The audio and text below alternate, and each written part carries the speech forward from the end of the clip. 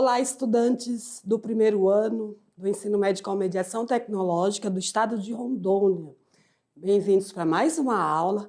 Professor presencial que auxilia os nossos alunos, tira as dúvidas, ajuda nas atividades.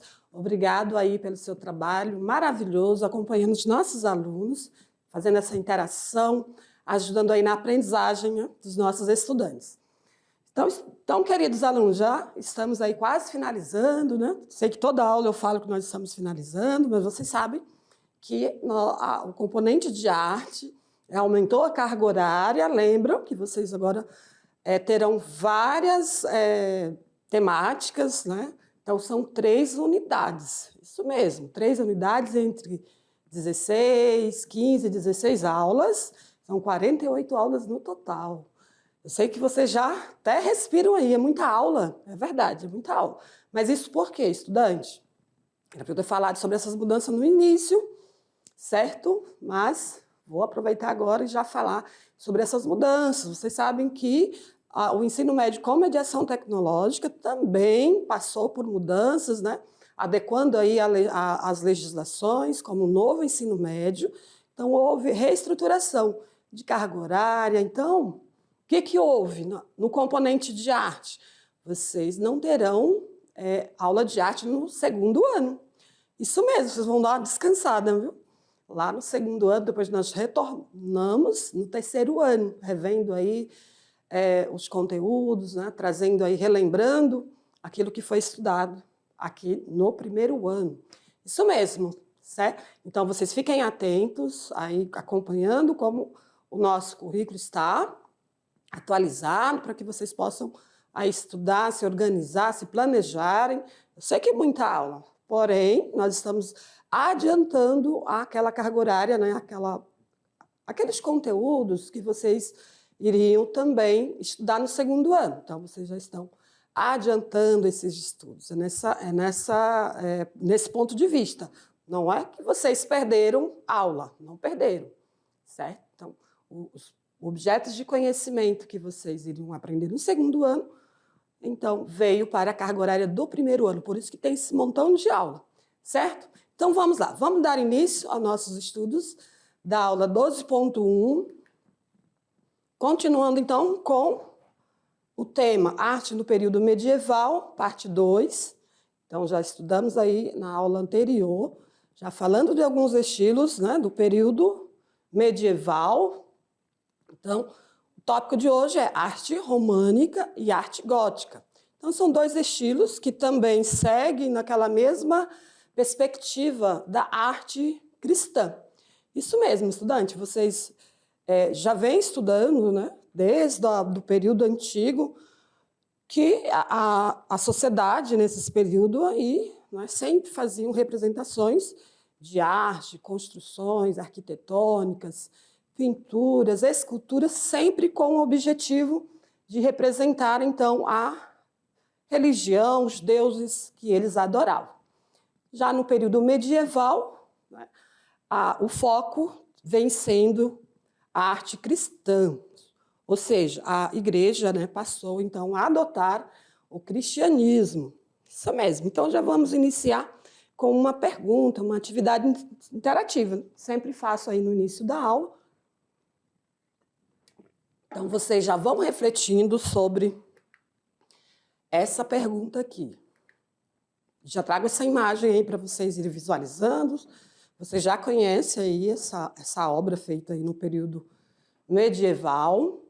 Então, estudante, gostaria que você já fosse pensando aí. Como, né, qual o objetivo da arte, qual a finalidade, né, objetivo ou finalidade da arte no período medieval? Vão pensando aí. Nós já estamos estudando a arte no período medieval desde, né, da parte 1. Vocês já conheceram sobre alguns estilos. Então, né, o estilo bizantino, o estilo romano. E agora vamos dar sequência em outros estilos. E aí vocês vão pensando. Vamos para a tela para vocês observarem aqui a imagem que eu trouxe. Vocês podem observar que a arte, a pintura, né, nesse período medieval, havia, então, características próprias ainda, porque os artistas não tinham liberdade de expressão, né? Eles pintavam, produziam a pedido da igreja, né, do clero. Então, aqui, né, essa obra aqui é de Giotto, um pintor renomado aí do período medieval, mas ele já estava desenvolvendo algumas técnicas aqui, por exemplo, movimento. Nós podemos observar aqui os anjos em posição de movimento, logo aqui acima, né, das pessoas que estão aqui, com Jesus, né, Maria com Jesus, adulto, aí após o sacrifício, né? Então, nós podemos observar que há a utilização de muito colorismo, né? Uso de muitas cores. E as pinturas também eram feitas em paredes, em teto das igrejas, nas paredes. Então, eles utilizavam muito a técnica, né, do afresco, que é pintura em uma parede fresca, né, numa parede molhada, numa parede com um tipo de cimento, argamassa, né? Por isso que essas pinturas duraram por muito tempo, né? Temos muitas igrejas, né, com ornamentações aí com muitos anos, né, de preservação. É claro que muitas passam por restauração. Então, queridos, seguindo, vamos então falar um pouco, né, sobre o estilo da arte cristã, no caso aqui românico, a professora mais românico, né, de Roma. Então, qual o porquê é que esse estilo românico tem a ver, né, aí com a cultura? Vocês lembram que nós comentamos que os romanos, eles predominou, né, em quase toda a Europa, sempre invadindo, né, muitas cidades. Então, os romanos praticamente predominou aí na Europa a cultura, né? Então, tanto eles se apropriavam da cultura, né, dos povos que eles invadiam, como os povos também se apropriavam da cultura romana. Então, estudante, a arte românica, tá? A diferença, romano de românica. Faz referência, então, a um estilo que surgiu durante a Idade Média, né, mais precisamente na Alta Idade Média, entre o século XI e XIII. E o termo românico, né, repetindo para vocês entenderem melhor, está intimamente relacionado com as influências do Império Romano, que dominou durante séculos quase toda a Europa Ocidental. Então, queridos, que vocês guardem, anotem aí essa característica, então, da arte românica, né, devido, então, à influência romana. Muito bem, então nós vamos falar das características da arte românica. Destacou-se, então, nas arquiteturas, como nós podemos observar aqui nessa imagem, pintura também e escultura, embora tenham tido maior relevância na arquitetura das construções religiosas, como nós observamos nessa imagem dessa catedral aqui, ó. Igreja de Notre Dame, está lá na grande de Poitiers, França, Poitiers. Então, nós podemos observar aí o estilo românico, né? Diferente do estilo gótico, ou seja, também do grego, daquela arquitetura grega, da arquitetura egípcia, né? Eles têm aqui um estilo próprio, que são essas construções grandiosas, porém observamos aqui as janelas e portas, né, com esses arcos, né? Então, é um estilo também adotado pelos romanos, como também as abóbadas, né, que é aquela utilização das abóbadas, que podiam ser de dois estilos, as de berço e as de arenas. Eu não trouxe imagem, mas vocês sabem que abóbadas são aquelas formas arredondadas, que geralmente tem nas torres das igrejas, né? Então, nós observamos aqui também torres, né, diferente do gótico, que são mais pontiagudas, né? Já a arquitetura gótica, que vamos falar logo a seguir, que irei falar a seguir, havia muita utilização de torres, né, pontiagudas.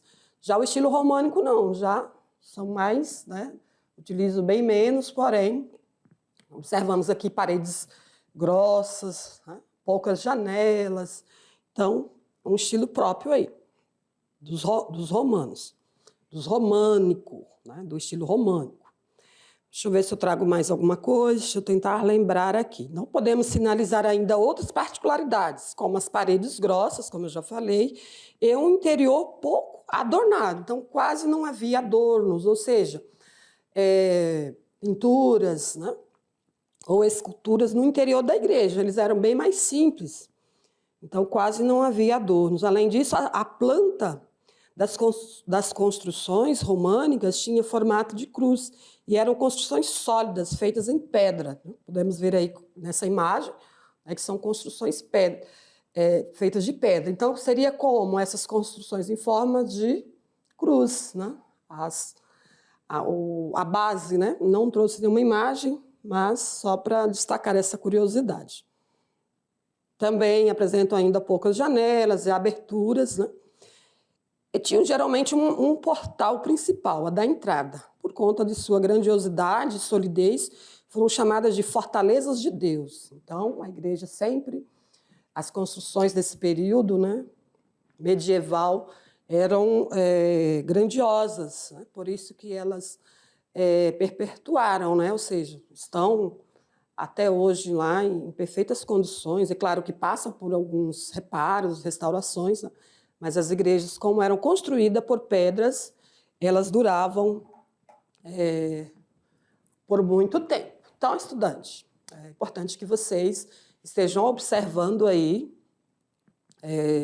essas características, né? Tanto da pintura, a diferença nos estilos, mesmo sendo o mesmo período, né, como o período medieval, onde não havia muita dedicação ou foco, né, na ciência, não havia, o homem não era o centro, ou seja, era o teocentrismo. O Deus era o centro do universo nesse período. Por isso, o fator, porque a igreja dominava, então era pregado, né, toda a sociedade, era feito então a divulgação, né, da religião. Então, por isso que as obras de artes eram todas feitas com esse conteúdo, né, que é o conteúdo bíblico, né, que o objetivo também da igreja era ensinar a religião aos povos, né, às pessoas. Então, um período que as pessoas eram muito religiosas. Então, todas as produções artísticas e as construções, né, eram, então, com o foco na temática da religião. E a religião que predominava nesse período era a religião católica, né? A religião católica. Então, as construções, né, das igrejas eram grandiosas para representar ali o poder da igreja. A igreja, então, como nós já falamos em outro momento, em outra aula, a igreja ela atuava em vários setores da sociedade, né? Tanto na política, na cultura, na religião, enfim, em todas as áreas da sociedade, porque é um período em que a religião predominava, né? A igreja predominava. Então, vamos voltar para a tela, vamos dar continuidade. Deixa eu ver o que eu trouxe mais para vocês. Arquitetura românica, já falamos um pouco, trouxe ali aquela imagem daquela igreja. Aqui uma imagem mais fictícia. Não, é uma imagem talvez de alguma catedral, porém eu não trouxe o nome, né? Peguei lá no Pixabay, então eles não têm muita informação. A gente não tem muitos direitos autorais de imagem, então a gente evita muito. Então, estudante, a arquitetura românica. As igrejas eram grandes e sólidas, né? Por isso chamada de fortaleza de Deus. Também utilizavam as abóbadas, né? Com 2 pilares e paredes grossas, com aberturas e janelas. Leveza e repouso originário das construções. Então, o que nós observamos aí nas construções, né, da arquitetura de igrejas feita pelo estilo românico, né? Elas são igrejas grandiosas para representar ali o poder da igreja nesse período, porém elas não haviam muita ornamentação no interior da igreja, né? Fato que a gente observa nas igrejas no período do Renascimento, né? Havia, então, uma busca da igreja de ornamentar, Inclusive, no Brasil, as igrejas que eu visitei são muito ornamentadas, tem muita pintura, muita imagens, né, dos textos bíblicos, dos personagens, né, dos santos na igreja, no interior das igrejas. E a pintura românica? Vamos falar das características da pintura românica. Desenvolveu-se nas grandes decorações de murais, com a técnica de afrescos, né, que é aquele uso de pigmentação em massa, né, um tipo de massa, por isso que as pinturas duravam. Os motivos usados pelos pintores eram a natureza religiosa, ou seja, conteúdo religioso, né, os textos bíblicos, temas, então, como criação do mundo, o ser humano, a Arca de Noé, como, por exemplo, foi muito abordado pelos pintores, Cristo em majestade, né, ou outros temas. Aqui nós observamos uma imagem, um afresco, Cristo em majestade, pintado na igreja de São Clemente.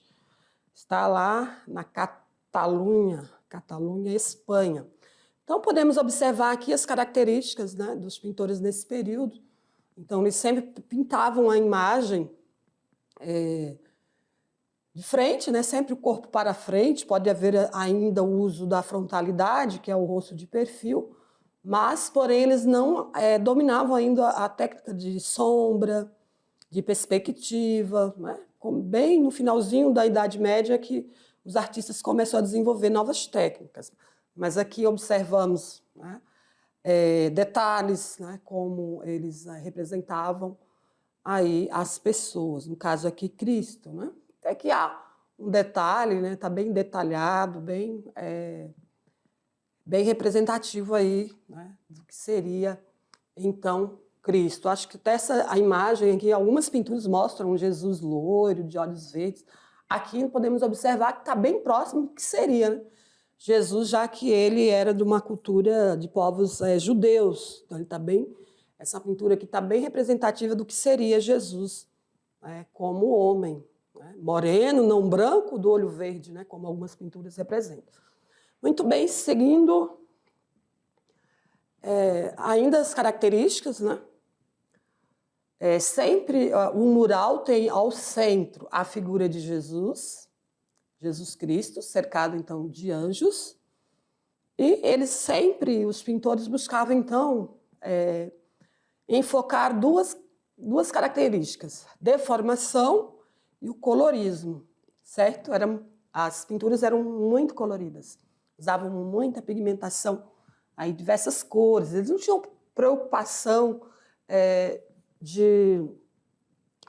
seria, como poderia dizer a palavra, de dar uma sequência ali das cores, né? Um segmento ali entre as cores, né? Era tudo muito bem colorido. Então, sentimentos religiosos, a deformação, que está relacionado ao quê? Aos sentimentos religiosos e interpretação místicas que o artista fazia da realidade. Então, sempre havia, então, essa expressão de sentimentos, mas sentimentos tristes, né? Que Jesus aí sempre aparece sofrendo, né? Então, sempre assim essa forma de representar, então, sentimentos de tristeza. A figura de Cristo era sempre maior que as demais, as mãos e braços com gestos de abençoar, como podemos ver aqui nessa imagem, mãos para cima, os olhos muito abertos e expressivos sobre sua vida espiritual. E o colorismo, emprego de cores, chapadas, uniformes, sem meios tons, é isso que eu queria dizer. Eles não tinham preocupação de estar dando sequência nos tons, né, entre tons, né? Por exemplo, um azul escuro com um tom mais claro, relacionar as cores assim por meio de tons. Ou jogo de luz ou sombra também, não tinham essa preocupação, né, do jogo de luz e sombra, pois não tinham a intenção de imitar a natureza. Então, tá aí o porquê de não terem essa preocupação de usar aí os tons entre as cores, né? E também o jogo de luz e sombra, porque eles não tinham a intenção de imitar a natureza. Então, a pintura era ali de forma bem, né, cores mesmo uniformes. Muito bem, então vamos para o próximo slide. Na pintura românica era utilizada a técnica do afresco, como eu já falei, que consiste então em pintura sobre parede úmida, com argamassa, né, com tipo de elemento como argamassa ou cimento, né? Aqui de novo a figura de Cristo, as mãos aqui furadas pela crucificação, porém os pés aqui não há um detalhamento assim muito real, né, dos pés, mas o rosto sempre com aquela aparência, né, de majestade, de um personagem espiritual. Nós não observamos aqui Jesus com o rosto sorrindo, com expressão de sorridente, então sempre aquela expressão ali espiritual, claro, né? Não podemos negar, né, que foi um período muito difícil, né? Com base nos textos bíblicos, então Jesus não teve a vida tão fácil, né? Então não tem como ele nem parecer aí sorrindo, né? Então sempre esse rosto assim, focando aí a espiritualidade. Seguindo, então, vamos para o estilo gótico. Então, estudantes, mudando, então, de tema, vamos para o segundo tema. Falamos aí da arte românica, né, do estilo românico, e vamos para o segundo tópico, que é o tópico sobre estilo gótico. Então, o que vocês perceberam aí, né, já nesse estilo românico? A utilização de técnicas, né, com base mesmo de só representar ali a religião, né, as obras de artes eram utilizadas como uma forma didática de ensinar, né, de expandir ou transmitir ali os conteúdos bíblicos. Mas por que, professora, nesse período era o conteúdo ou o tema, né, podemos dizer essa palavra, a temática era religiosa? Porque as pessoas não sabiam ler, escrever, não liam a Bíblia. Então, é pela arte que era feita, então, essa divulgação, né, desse conhecimento, né, no contexto da religião. Certo? Então, esse é o objetivo, de que os pintores do período medieval, foram mais ou menos ali uns 1000 anos em que a igreja predominava, né? Então, ela predominava em vários setores da sociedade, então o objetivo era sempre transmitir a religião. Então, o material utilizado, o recurso utilizado era o quê? As obras de arte, né? A pintura, a escultura, né? E também as construções arquitetônicas, certo? Então, vamos para o próximo tema, que é o estilo gótico. Vamos, então, não é diferente, né, o estilo gótico, diferente da temática que é a religião, eles também abordavam, né? O foco era o teocentrismo, a religião, porém o estilo gótico já se desenvolveu ali, ó, podemos ver desde o século XIII ao século XV, então finalizando aí ao fim da Idade Média, não é verdade? Então, o estilo gótico, eles estavam até mais avançados em termos de técnicas arquitetônicas, nas construções arquitetônicas, né? Então, nós vamos ver aqui um pouquinho sobre o estilo gótico. Observe, então, que o estilo gótico prevaleceu na Europa medieval, né, entre os séculos XIII e XV. Esse estilo foi usado na construção das grandes catedrais católicas desse período. Prenunciava, ou seja, já dava início ali ao Renascimento, certo? Então, por isso que eles já tinham criado, né, descoberto aí técnicas mais avançadas, inclusive nas construções. Nós vamos ver aí que as construções arquitetônicas das catedrais eram assim lindas, né, e grandiosas. Então, estudante, uma imagem aqui de uma igreja do estilo gótico. Olha quantas torres, né, pontiagudas, também o uso de abóbadas, mas eles utilizavam aí muitas torres, muitas janelas. Olha como as construções eram muito lindas, né? As características, então, da arquitetura gótica. A entrada possui 3 portais que dão entrada para o interior da igreja. Todas as igrejas do século XII ao XIV têm janelas redondas, encontradas no portal central. Tudo é voltado para o céu, para Deus. As torres possuem pontas agulhadas, como nós observamos aqui. Verdade? Eu trouxe uma curiosidade. Uma igreja com esse estilo no Brasil, isso mesmo, a Catedral da Sé, em São Paulo. Então, quando vocês visitarem São Paulo, não deixe de visitar. Eu não fui ainda, né? Já fui em São Paulo, mas não tive a oportunidade. Era jovem na época, né? Estava estudando. Então, quando eu tiver a oportunidade, com certeza eu vou visitar essa igreja aqui, com esse estilo gótico. Olha, as torres pontiagudas, as abóbadas, né? Muitas janelas, muitas torres, né? Então, uma curiosidade aí sobre esse estilo, e com certeza em vários outros países, né? Essa imitação dessa estrutura arquitetônica de construções, porque o que esses povos deixaram, né? O que eles deixaram para nós, né? Foi aí suas técnicas utilizadas, tanto nas obras, né? Arquitetônicas, como pinturas, esculturas. Então, eles se perpetuaram, né? Deixando aí essas construções que hoje nós podemos admirar e que podemos dizer assim, material para que a sociedade atual possa dar sequência, né? Ou seja, imitar e, com certeza, ir além do que eles já fizeram. Então, nós aprendemos muito com a história da arte, sobre a filosofia, a sociologia, os modos de vida, os pensamentos, né? Então, é por meio da arte que ficou aí esses registros. Até porque nesse período não havia muitas pessoas, né, que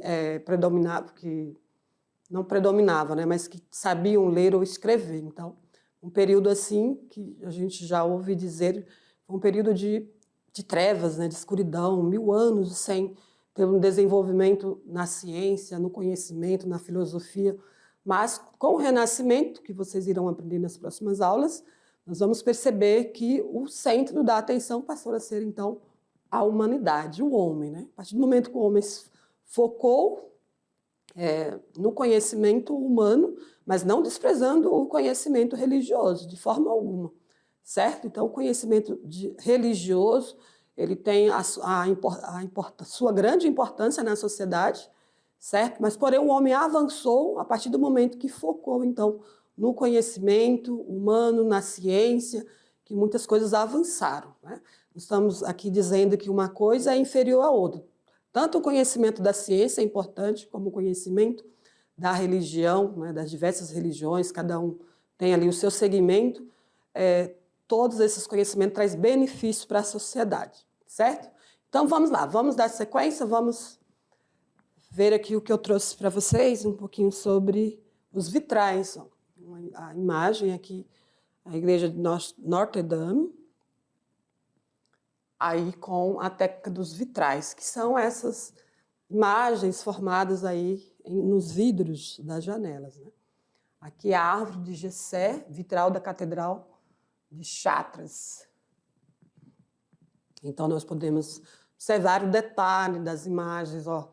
Cada tem representação de anjos. Aqui, provavelmente, acho que é Maria com Jesus, né, ao centro, e os anjos, os apóstolos ao redor. Então, sempre a pintura era representando, então, trechos da Bíblia, as histórias da bíblicas, né, principalmente do Velho Testamento.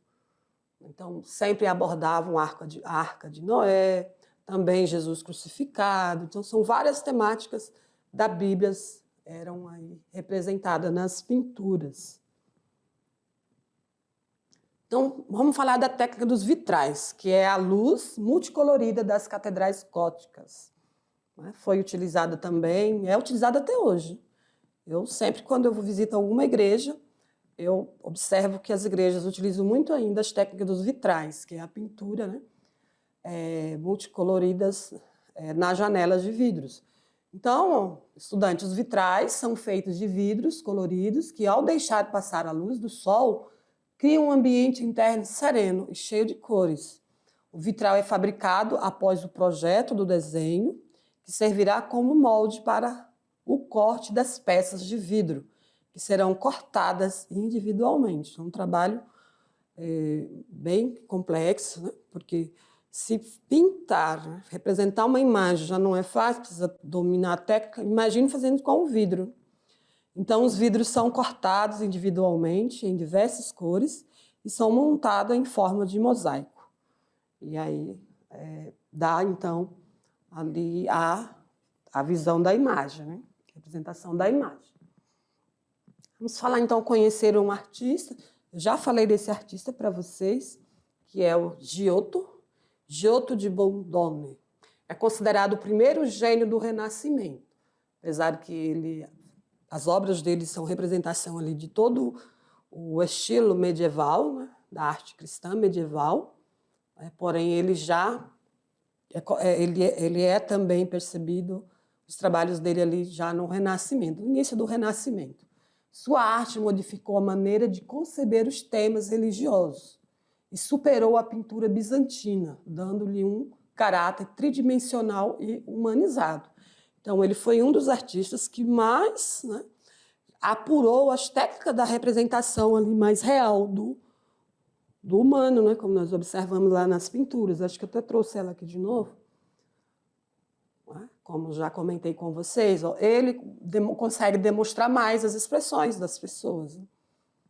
Aí mesmo, com temas religiosos, ele já dominava as técnicas aí da representação mais real.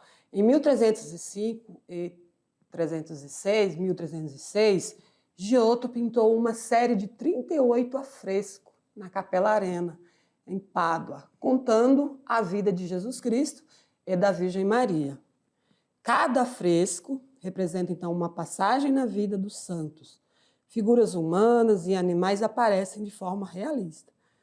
Então, nós podemos observar que ele já adotava aí essa perspectiva realista de representar as pessoas com formas mais humanas.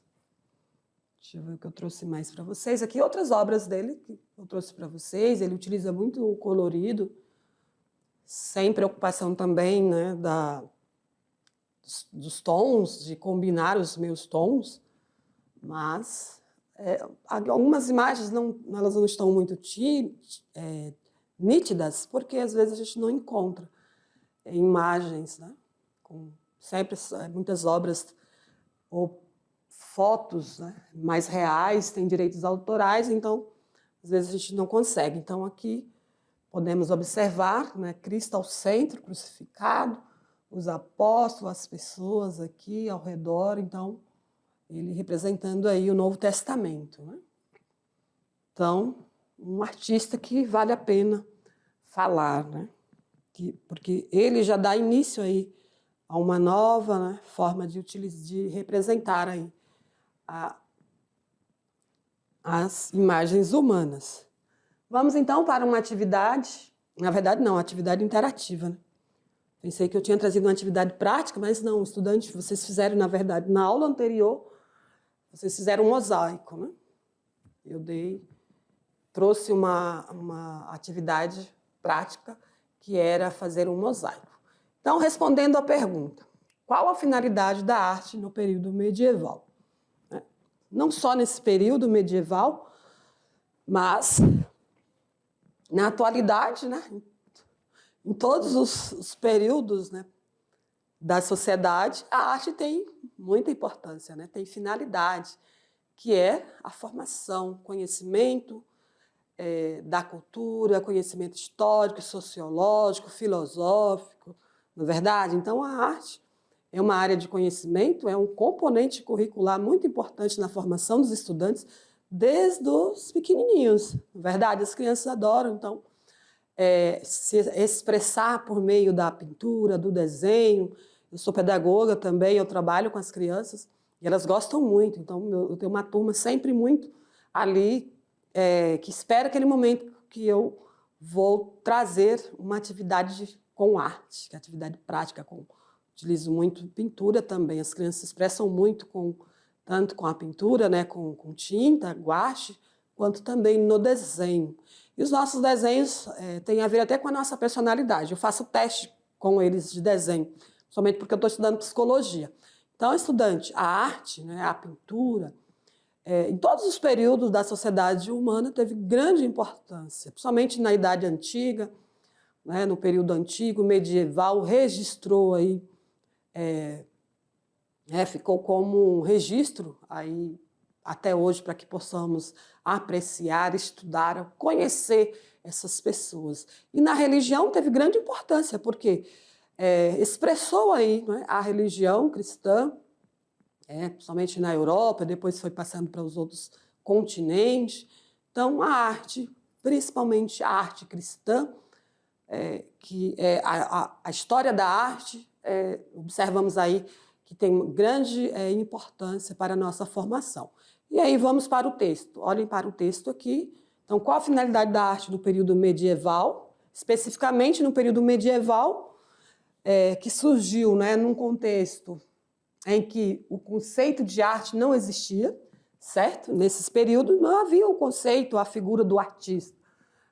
O artista fulano de tal é famoso, ele é muito bom. Não havia isso, era um ofício. Podemos dizer que era alguém que desenvolvia essas habilidades e era convidado, né? Era contratado ali pelo clero, pelas pessoas da alta sociedade para fazer. No Renascimento havia mais a figura já do artista, porém os gregos já davam mais importância, né? Então, nem o da beleza com objetivo, nem mesmo o conceito de artista ou de artes plásticas, mas sim artes mecânicas, né? Era uma forma mecânica de representar ali os conteúdos né, dos textos bíblicos. Então, quase que poderíamos dizer ali uma arte instrucional, uma arte formativa, uma arte didática. O objetivo artístico tinha um caráter funcional. Qual era a funcionalidade? Ensinar os textos, né, bíblicos. Então, para o medievalista francês Georges Duby, a obra de arte medieval cumpriu essencialmente 3 tarefas, ou 3 funções. Oferta a Deus, aos santos ou falecidos, a fim de obter sua graça. Então, não deixava de ser ali uma oferta, né, a Deus, homenagem a Deus, aos santos, intermediário e sobrenatural e o mundo humano. Então, por ser então uma afirmação de poder, né? Então, a arte teve aí essa função de oferta a Deus, intermediário o sobrenatural e o mundo humano. Então, nós observamos, por mais que havia pinturas relacionadas à temática da adoração aos santos, aos deuses e a Deus, a Cristo, também representava o mundo humano. Então, a afirmação do poder, né? No caso aí, no período medieval, o poder da igreja, certo? Muito bem, então essas são as nossas referências. Então, queridos, nós podemos finalizar aqui esta aula. Espero que vocês tenham gostado das informações. Vocês sabem, eu já comentei aqui que a história da arte não é tarefa fácil estudar a história da arte, porque é um período muito distante, a gente não consegue se colocar no lugar das pessoas desse período, né? Precisa estudar muito, pesquisar, porém, o foco é vocês compreenderem os estilos, os vários estilos que houveram nesse período, né, até a atualidade. Então, nós estamos caminhando pouco a pouco na história da arte. Certo, estudante? Começamos desde a pré-história, Já passamos pelo período antigo, trouxemos ali algumas civilizações, agora estamos no período medieval, e até chegar ao Renascimento. E aí vamos caminhando, tá bom? Obrigado pela atenção e aguardo vocês na próxima aula.